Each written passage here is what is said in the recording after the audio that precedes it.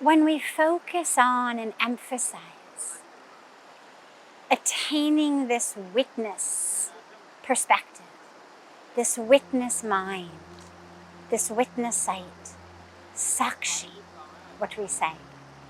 Sometimes people think that that means that as you move through life, you're supposed to be disconnected, simply watching, observing, listening.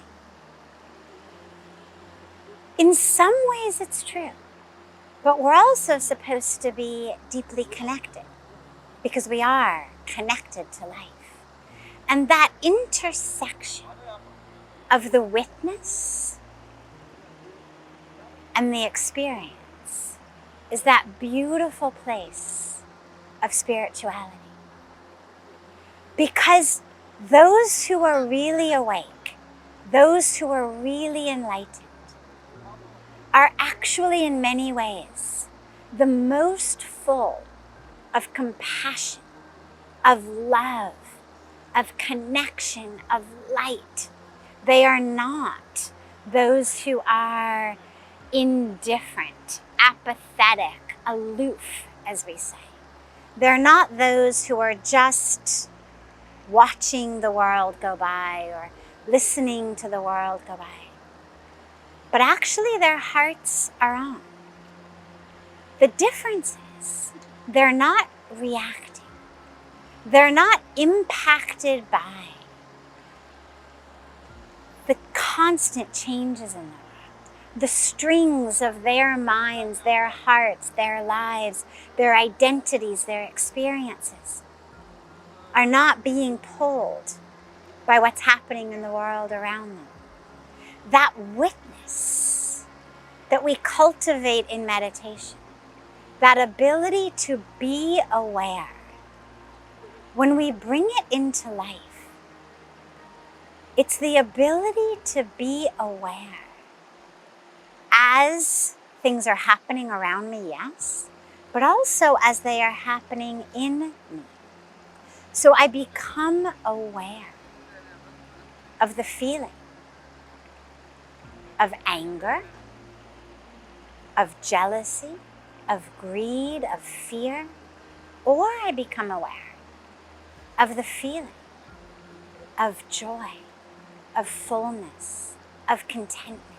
Either way, the awareness is there. The awareness is what is constant. And that's the beautiful anchoring. It's not about I stop being connected to the world, or I stop being engaged in the world, or I stop feeling.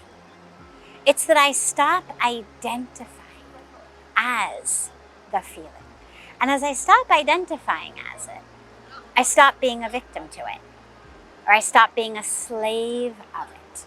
And so the experiences, the feelings, the thoughts that I have anyway, shift from those that I was a slave to, those that I was a puppet to. Fear, anger, lust, greed, reaction, stimulus, response, Pavlov's dogs type of thing. They shift to thoughts, feelings that are much more grounded and rooted in an experience of wholeness, of oneness, of connection, compassion, love, joy, peace. But even so, that witness is still there.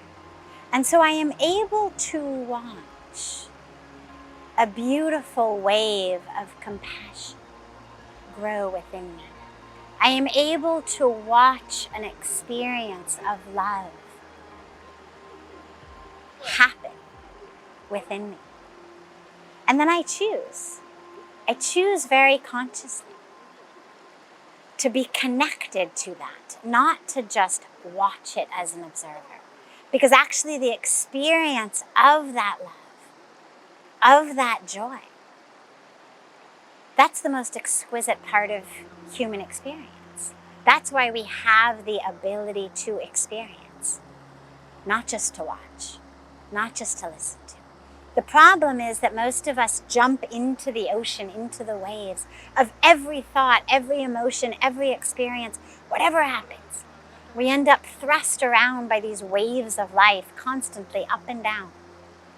Happiness, sadness, fear, relief, success, failure, pleasure, pain. Cultivating the witness gives us that ability to watch the waves. It's like sitting on a rock above the waves. These are not very big waves here, but if you can envision big waves, it's being on the rock, watching them. And then there are beautiful moments of life, moments of ecstasy, moments of bliss, moments of love, moments of connection, moments of expansion that we full-heartedly, fully consciously dive into. That's the wave I'm going to go in. But through that wave, instead of bouncing around, I dive deep. I dive deep into the ocean. Because love, bliss, truth, they don't exist just on the surface. They exist in the depth. And so that witness awareness, witness experience is a crucial step to knowing really who you are, rather than just being Pavlov's dogs, rather than being just a victim of a stimulus response. Slave mentality to whatever happens in life. But it doesn't mean that you move through the world disconnected, just as someone watching a movie. Because you're here on earth. You're here in a human body to also experience. We have a heart so we can love. So we can feel love and melt in love and merge in love. We have eyes that cry. So we can cry in compassion for others. We have brains, minds that can think and plan and initiate and create, so that we can create, initiate, think, plan. For others, for ourselves. How to create the most engaged, connected, uplifted experience. So don't think that the witness means you've checked out of life. It is not about indifference. It is not about disconnection. It is about anchoring in awareness. Anchoring in the stillness that underlies the movement of the waves. Anchoring in the depths of the ocean rather than the waves on the surface. But the witness does not mean that you're not fully connected to life, fully in love with life, fully uplifted in life, by life, with life. So cultivate that. Cultivate the witness. Cultivate Sakshi in your meditation and in your life. But don't use it as a way to be disconnected, to be indifferent, to be cut off from, to move through the world like you're just watching a movie. No.